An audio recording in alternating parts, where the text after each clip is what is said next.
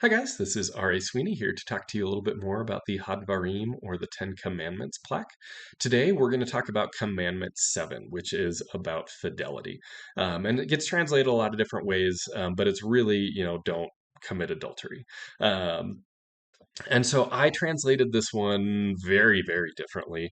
I turned it into a much longer idea to try to explain a little bit of what's going on with this. Also wanted it to be family friendly, so wanted to keep the language a bit more family friendly. But also, I think the idea of the physical aspects of the marriage bond aren't necessarily the core image here even.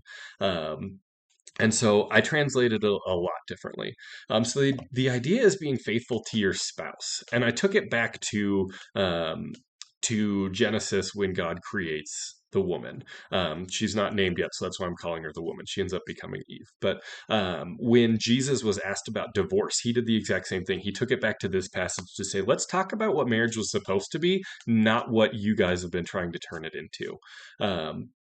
And so it's the story of humanity was meant to rule over creation, to fill the earth and to rule over it, but he couldn't do that because, as we all know, like a man alone is not able to make more men or women. Like we can't make more people by ourselves.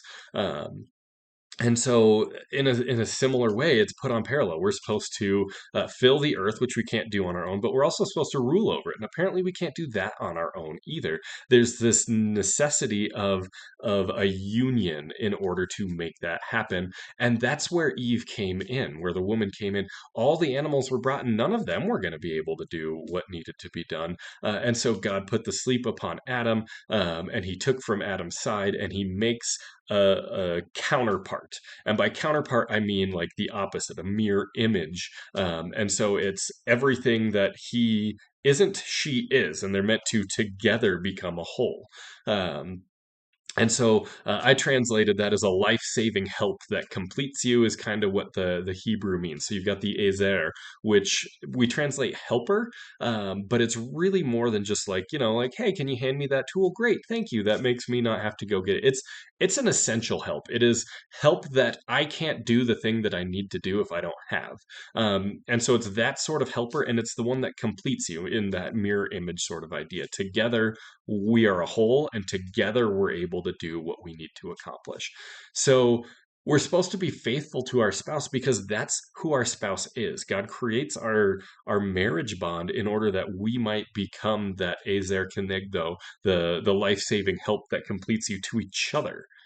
And so if that's who my wife is supposed to be, I need to treat my wife that way, or women need to treat their husbands that way. Like that's what we're designed to be to each other, and so we need to treat each other that way. And to the extent that we one don't treat each other that way, we're not able to function as that coming together to be a whole.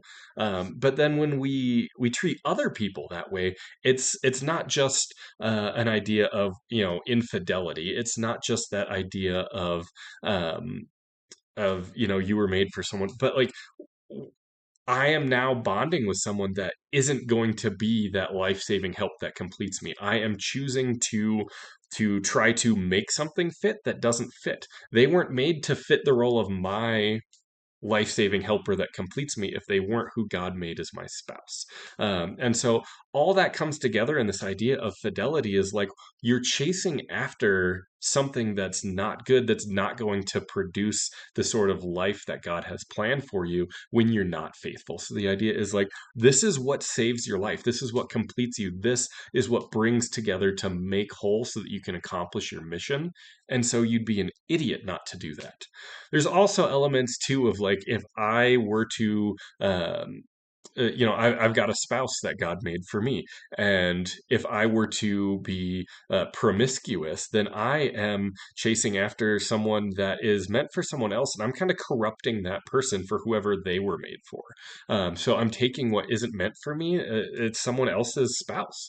But all that, I think, it really comes back to this idea of like the spouse, the husband wife dynamic is really made for that completing to fulfill a purpose for God's purposes. And when we abandon that idea, things just don't go well.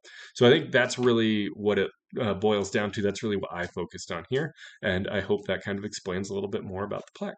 Thanks, guys.